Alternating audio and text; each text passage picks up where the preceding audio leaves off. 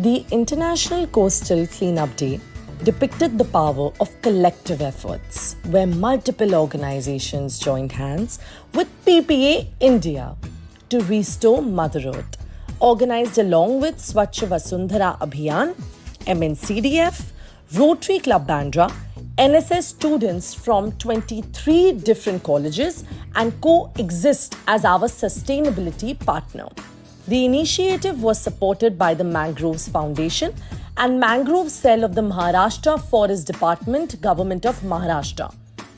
With an overwhelming participation of the young Mumbaikars, we cleared over 1.5 tons of waste from the beach and mangroves at Carter Road, Bandra, Mumbai.